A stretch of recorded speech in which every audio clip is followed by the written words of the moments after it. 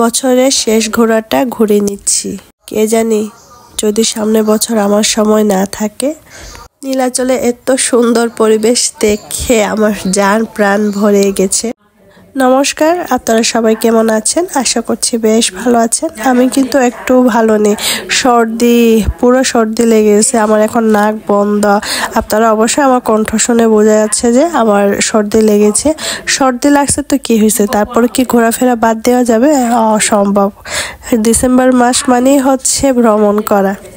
শীতকাল মানেই হচ্ছে ভ্রমণপ্রিয় মানুষদের জন্য একটা ঘোরাফেরার সময়। আর ডিসেম্বর মাসে আমাদের বান্দরবানে প্রচুর টুরিস্টের আগমন হয়, প্রচুর অতিথি আগমন হয়।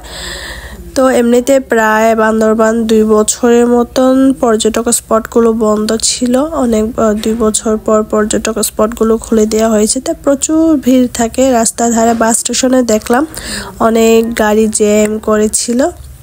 এরপরে দেখেন নীলাচলে যে নীলাচল পৌঁছার অনেক টাইম আছে। এরপর নিচে থেকে গাড়ি লাইন ধরে দাঁড়াইছিল। আমরা এখন জ্যামে পড়ে গেলাম। এই যে সামনে অনেক লাইন ছিল, তাই আমরাও দাঁড়াই আছি, যেতে পারি না। অনেকক্ষণ লাইনে দাঁড়ার পর এখন আমরা ভিতরে আসলাম। টিকিট কাউন্টার সেম, অনেক ভিড় ছিল। এরপর আস্তে করে মানুষ ফাঁকা হওয়ার পর আমরা টিকিট নিলাম। নীলাচলের ভিতরে যাওয়ার আগে টিকিট কাটতে হবে, জনপ্রতি 50 টাকা করে।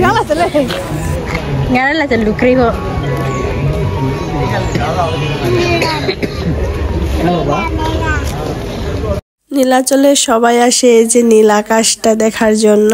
সেই সাথে আমরা আমাদের বান্দরবান শহরটাকে উপভোগ করতেছি। এই যে এখান থেকে বান্দরবান, আমাদের পুরো বান্দরবান শহরটা কি সুন্দর দেখাচ্ছে। হয়তো এত সুন্দর দৃশ্য দেখার জন্য বান্দরবানেই আসতে হবে, আর কোথাও দেখতে পাবেন কিনা আমি জানি না, যে একটা পর্যটক স্পট থেকে পুরো শহরটাকে দেখা যায়। এরকম আর কোথাও আছে কিনা জানি না, কিন্তু আমাদের বান্দরবানে আছে। তাই তো সবাই বান্দরবানে ছুটে চলে আসে। আমরা স্থায়ী বান্দরবানবাসী হয়েও আমরা বান্দরবানটাকে দেখার জন্য, উপভোগ করার জন্য বারবার পর্যটক স্পটগুলোতে ঘুরতে চলে যায়।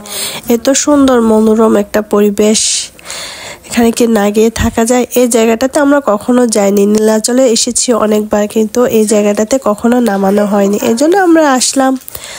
সুযোগটাকে হাতছাড়া করবো কেমনে? দুজন সুযোগ পাইছি, বাচ্চাটাকে সামালতে দিছি তার মাসিকে। এর ফাঁকে আমরা দুজন হাত ধরাধরি করে হাঁটতেছি। তো আমরা এখন নীলাচলের আসল স্পটের দিকে যাচ্ছি।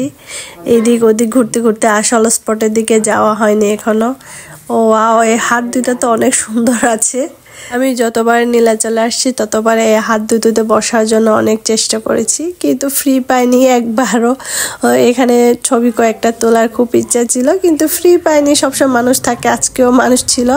এই যে এত সুন্দর সুন্দর কিউট কিউট হাতির বাচ্চা আর্টিস্ট করেছে, এত সুন্দর লাগতেছে। এই আর্টগুলো আমার মনটা একেবারে কেড়ে নিয়েছে। আর আর্টগুলো দেখে অনেক সুন্দর ছিল। একটু কালার করলে আরও একটু বেশি সুন্দর লাগতো।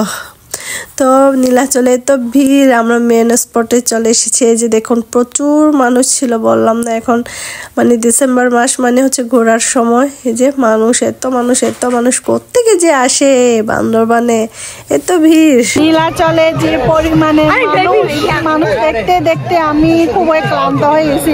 এখন আমি বসে আছি এক জায়গায়, এত মানুষ। তো রঙে বেরঙে বিভিন্ন ধরনের মানুষ দেখা হয়েছে। খুবই ক্লান্ত, তাই একটু বসে বসে বিশ্রাম নিচ্ছি। আর বিশ্রামের ফাঁকে এত সুন্দর মেঘের আকাশটাকে উপভোগ করতেছি। এত সুন্দর মেঘের আকাশ উপভোগ না করে কি থাকা যায়? দেন এখন আমাদের ফেরার পালা, প্রায় সন্ধ্যা ঘনিয়ে এসেছে। এখন আমাদের বাসায় ফেরার পালা। আর এই যে নীলাচল থেকে সন্ধ্যাবেলা আমাদের বান্দরবানটাকে কত সুন্দর দেখাচ্ছে, যা বলার ভাষা খুঁজে পাচ্ছি না। দেন ফাইনালি তাহলে আমরা এখন বিদায় নিচ্ছি। আর আমাদের নীলাচলের ভ্রমণটা আপনাদের কেমন লেগেছে কমেন্ট করে জানাবেন। বাই।